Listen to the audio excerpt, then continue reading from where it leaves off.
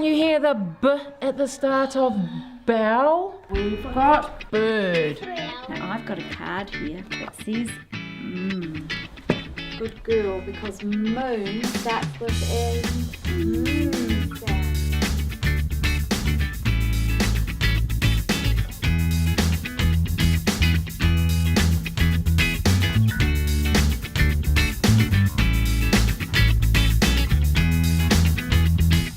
The Phonological Awareness Intervention program that our research team at the University of Canterbury have developed for the Better Start National Science Challenge is based on the strong research evidence of activities that will increase the effectiveness of phonological awareness, and it's emerged into our classroom practices from the research evidence that shows us there's a really powerful relationship between a child's ability to understand the sound structure of a spoken word and their early reading and writing success.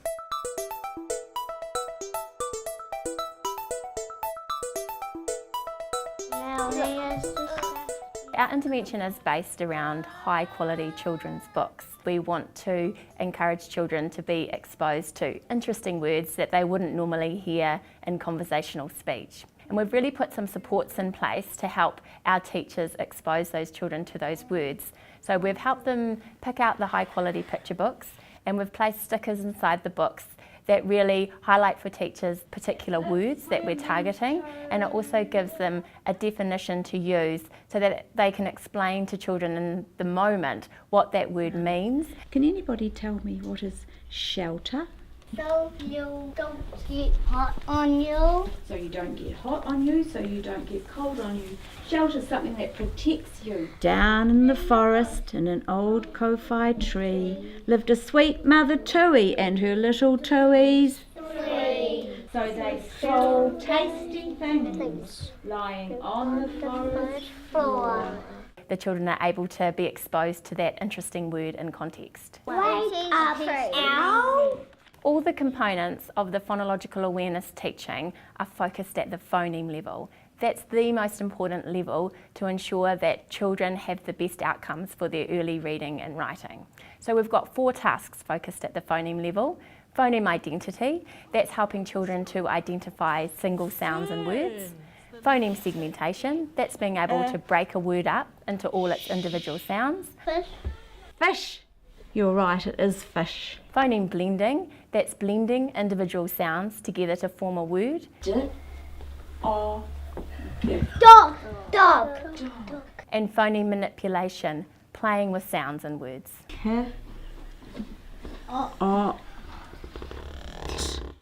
The earliest aspect of phoneme awareness that is developed is a child's awareness of the first sound in a word.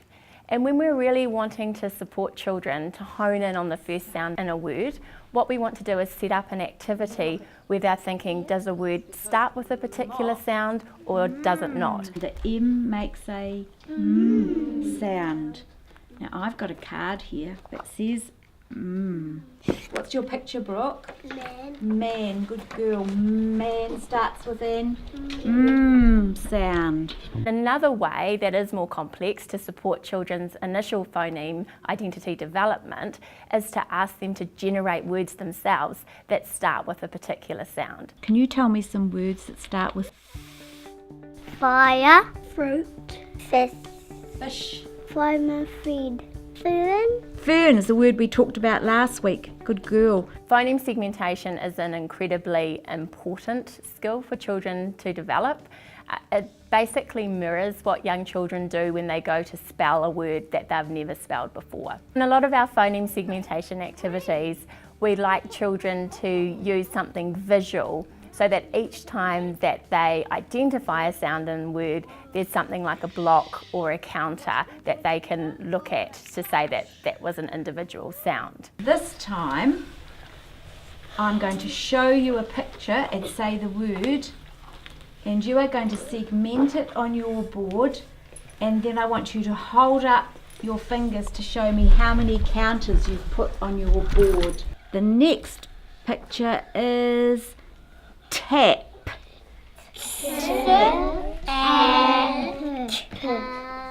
Don't forget to hold up how many fingers you think. Everybody got 3. The next picture is sand.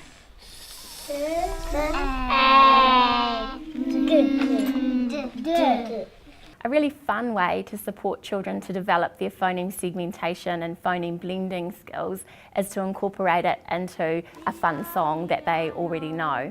So in the Old MacDonald sequence, what you can see is that children are having to listen to a classmate who can say all the individual sounds in a word in isolation and then blend those sounds together. And on that farm he had a...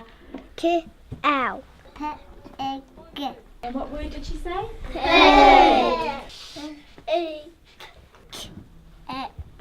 With a meow meow here and a meow meow there.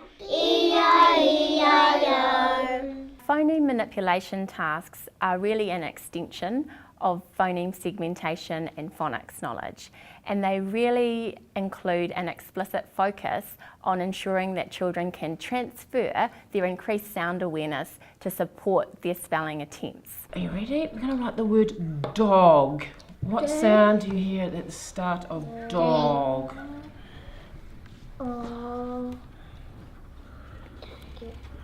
What if we want to change dog to dig? What sound do we have to change? The start, the middle, or the end? Middle. The middle. If this says dig, let's change it to did.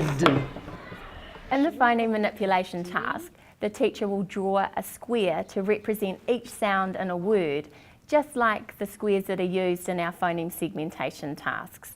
So the children are required to identify the change in sound, but also to integrate their phonics knowledge to represent that change in sound with a differing letter or group of letters. I'm going to write 3 letters on the board. I'm going to put P, O, T. What have I written up here? Pot. I'm going to ask someone if they can come and change pot to hot. What letter will we have to rub out? The P. The P. Can you come and rub out the P and change it to hot? Now we've got hot. Who can come and change hot to hat? Hat. Hat. Wriggle. Wriggle out. Wriggle out. The children are aware of more words and they're trying to use more words, and their vocabulary is growing. In their spelling and writing, they've got a real growing independence. They're believing that they know the letters and they know the sounds, that they can write it themselves. And in their reading, they're actually using, as part of their decoding, the letter sounds, and they'll stop and they'll actually clap out k, at, and then go back and read on.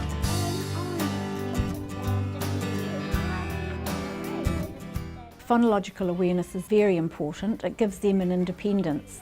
They come in relying on just the few words they know how to write, maybe their name, maybe not, and finding words that are into their sight vocab. And if they've got some letter sounds, they can write them themselves and they can carry on and they start seeing themselves as writers. We're looking forward to progressing with what has been started. I think all teachers would be very excited about boosting their phonics learning very early, which will obviously help their reading progression. Now, when I've walked in and they're having a shared book, not even at the time when they're doing the program, the children will be putting their hand up, noticing little blends in words, and they'll be noticing all sorts of things. And so I don't think Kathy can now read a story without them pointing out something that they've learnt from the day before or the week before.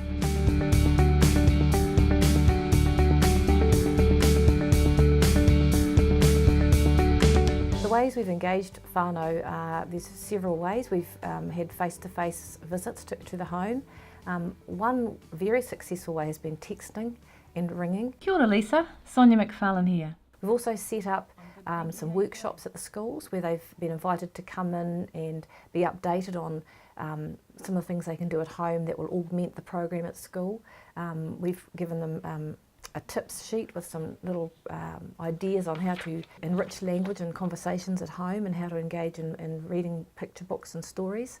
And they've really appreciated that, and also turning up to the workshops. They've been received a koha or a big book that they can have as a thank you for them coming. It was really lovely seeing you last week. For me, it's being the seen face, being the friendly face, the warm face, and building that trust so that they will be more likely to engage in the whole kaupapa.